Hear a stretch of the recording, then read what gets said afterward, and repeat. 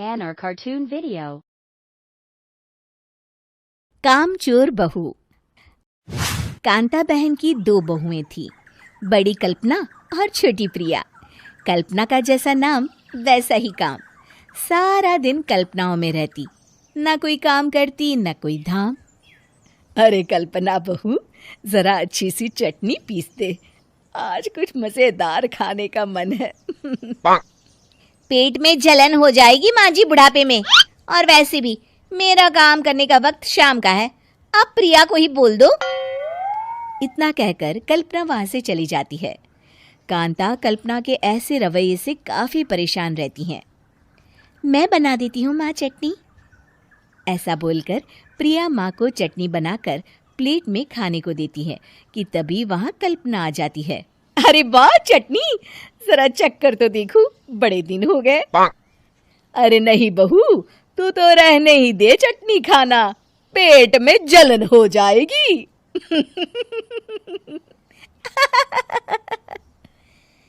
इतना कहकर कांता और प्रिया दोनों हंसने लगते हैं।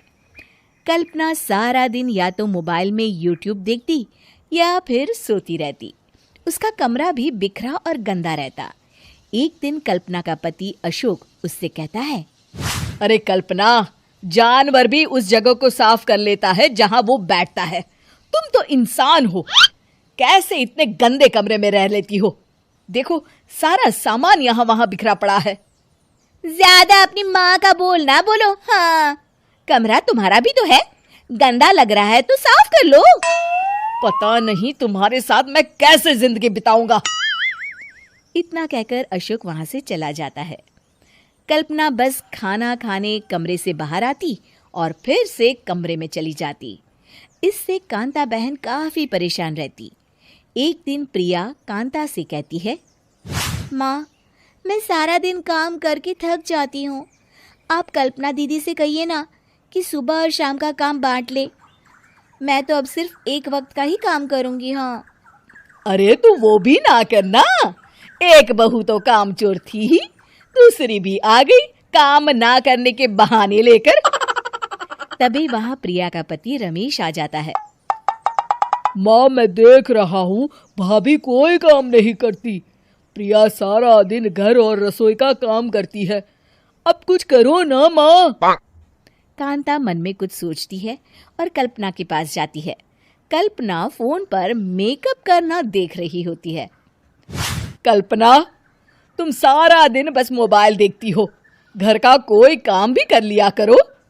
प्रिया सारा दिन काम करके थक जाती है, आज से मैंने फैसला किया है, एक वक्त का काम तुम करोगी, सुबह का खाना तुम बनाओगी और रात का प्रिया। आप लोगों ने काम को हव्वा बना रखा है।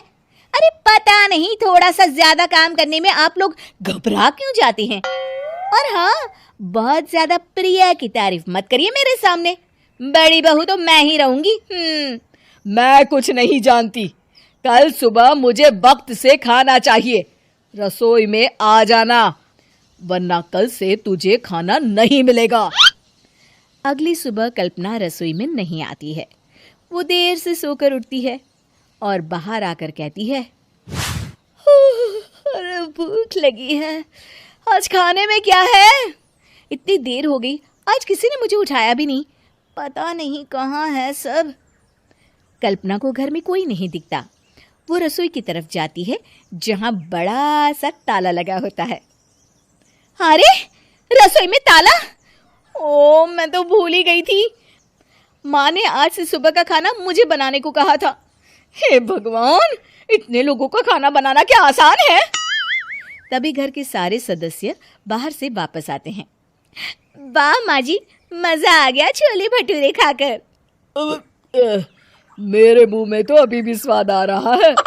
अरे कल्पना, तेरे भरोसे रहते तो हम तो भूखे ही रह जाते। कल्पना को बहुत गुस्सा आ जाता है। अब बहुत हो गया, आज से मैं अपनी रसोई अलग कर रही हूँ, मैं अपना खाना खुद बना लिया करूंगी। कल्पना अपनी रसोई अलग कर लेती है, पर आए दिन उसका देर से उठना और काम न करने की आदत से वो भूखी ही रह जाती थी। उसी के सामने घर के लोग अच्छे अच्छे पकवान खाते और कामचोर कल्पना को जैसे तैसे ही खाना बनाकर खाना पड़ता। पर एक दिन तो हद ही हो गई। माँ, दीदी आज सुबह से कमरे से बाहर नहीं निकली, हमें जाकर देखना चाहिए। सो रही होगी कामचोर कहीं की। पर तुम कहती हो तो चलो देख लेते हैं उसे। कल्पना कमरे में पेट पकड़कर बैठी होती है। हाय मेरा दर्द, पेट दर्द के मारे मर रही हूँ मैं।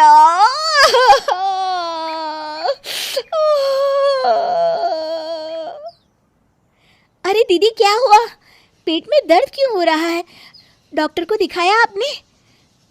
माँ, कल्पना खड़ी होती है और माँ जी के पास आती है।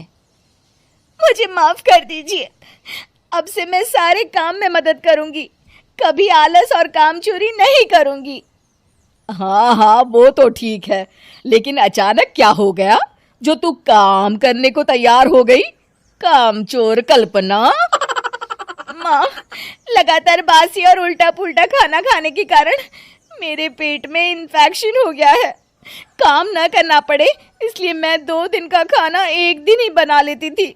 बासी और खराब खाना खाने के कारण लेने के देने पड़ गए।